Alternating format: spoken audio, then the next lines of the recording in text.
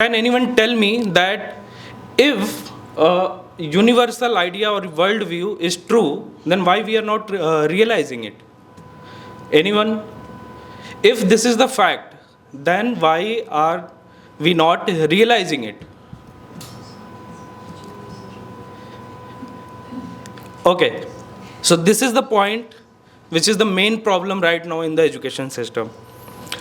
So the problems of modern education are mainly related to this duality, this dualism, and it starts basically from the conceptual dualism, and it bifurcates, it separates the human mind into the partition of the transmitter, receiver, or the mind, body, or the human and the world. So there is separation, and this separation filtered into the education system.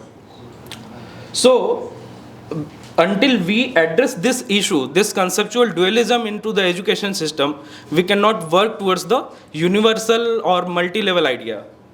So for that we need to work on the core, and the core is to understand the human mind and the human nature, right?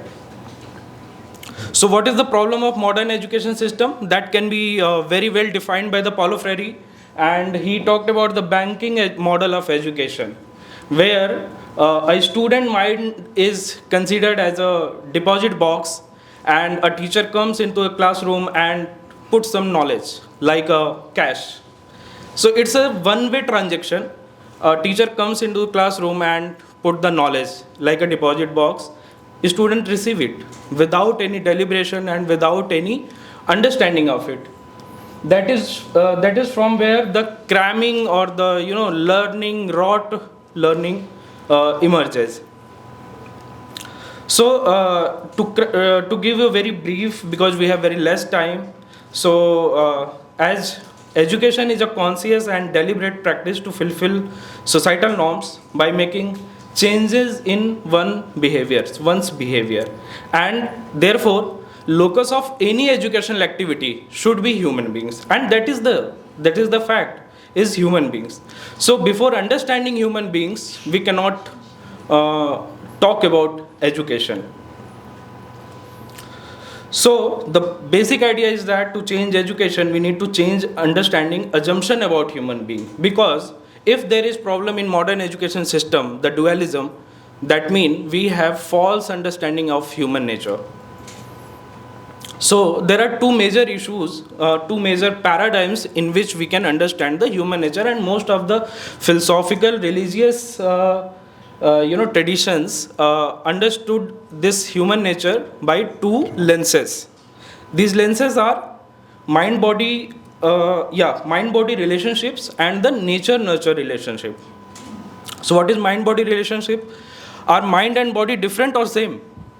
And if different, then mind is primary or body is primary? This is the major issues. This is the central issues on which multiple philosophical traditions have been argued since centuries. And coming to the nature-nurture debate, so the core question is that, is human behavior fixed by birth or the result of environmental influences? Is our behavior is part of our nature, our fixed nature, or is it the part of our conditioning, our nurture into the world? So what is the solution? This debate is going for centuries. So solution is the reconciliation, to find the balance which we are talking about.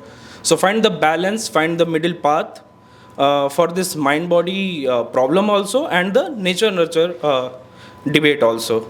So as if we want to solve the nature-nurture debate, it is very much necessary to understand that our genes, that mean the fixed codes are necessary, but their expression depend on our socio-cultural environment.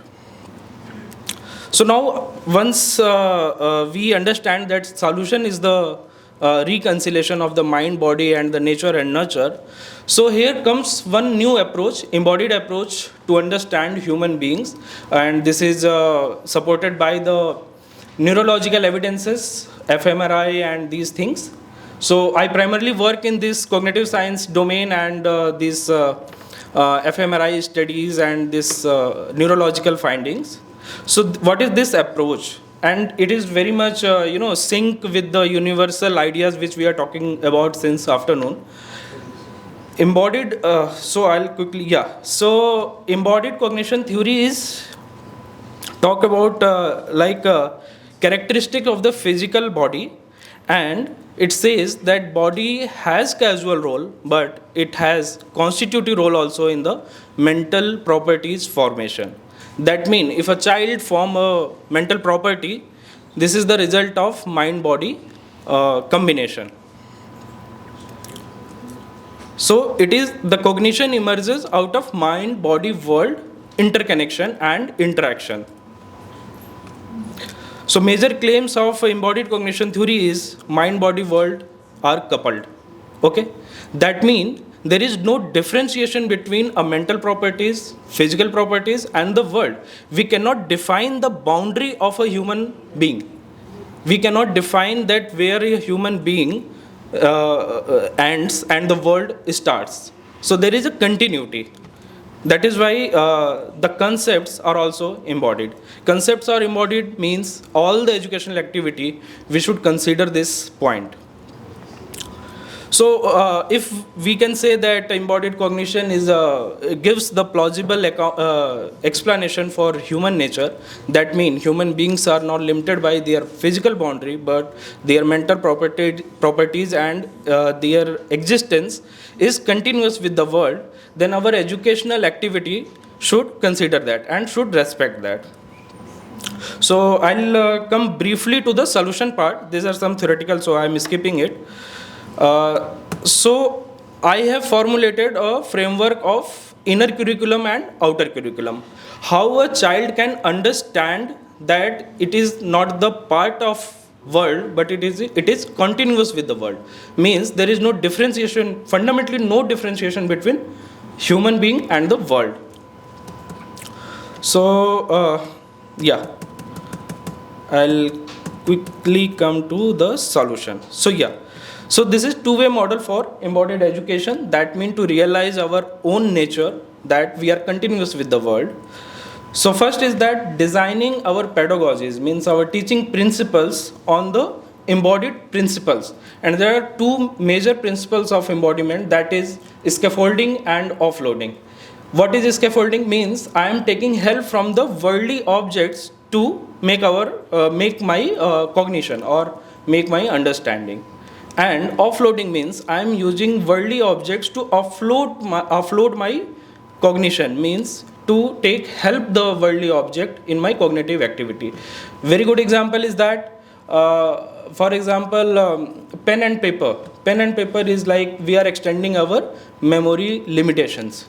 So if we are writing and reading from a paper or a book, we cannot say that our cognition is separate from that book. Book is part of the worldly object. So this is one approach. So our pedagogical approach should respect that embodied principles. But only that will not be sufficient. We have to realize, a children or the student should realize that he or she is the part of the whole universe. For that, there is a internal or inner curriculum in which it will help to realize our own embodied nature, that we are continuous with the world. So that outer curriculum is a very good example is like gestures. We understand, we communicate without any verbal communication, and that can be very much that should be very much utilized in the classroom curriculum. And I will more focus on inner curriculum. So education should also focus on changing our perspective and help us to come out from the cycle of conceptual dualism and its legacy. We do not realize our embodied nature even though ample evidence is available. For example, the mirror neurons. So mirror neurons very much reflect the idea that our imagination and our concrete experiences are not fundamentally different. And so this is to focus on how can we appreciate our own embodied nature. So first step should be to turn our attention inward. This is we majorly talk about in the meditative practices. So catching the, I call it like attention is like a flashlight. Where we put our flashlight, that object is visual to us.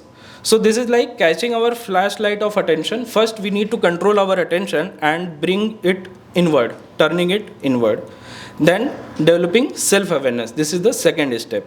So it's like a pure observation, reflecting on one's thought and actions, and developing body consciousness. So more or the less like mindful practices. So these things, these initiative in the classrooms would help a children or a student to realize their own nature, their own continuity with the world.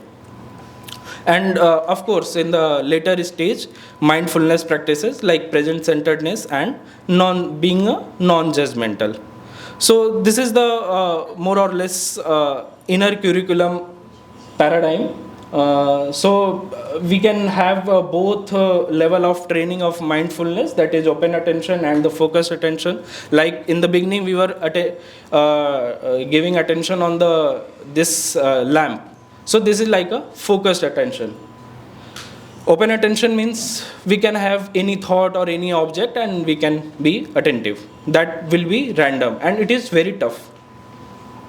So that's all. So conclusion is that we should realize our own embodied nature, and as a stakeholder in the education paradigm, we should help students to realize their own embodied nature and their continuity with the world, so that they can realize that there is no fundamental difference between them and the nature or the world.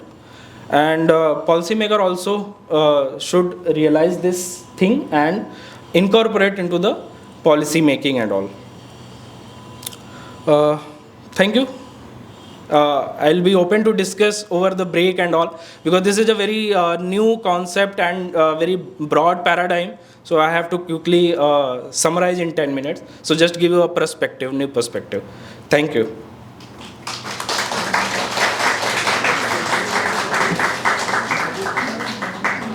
So we were supposed to start at 2 o'clock and end it by 5. And we started 2:30, half an hour late.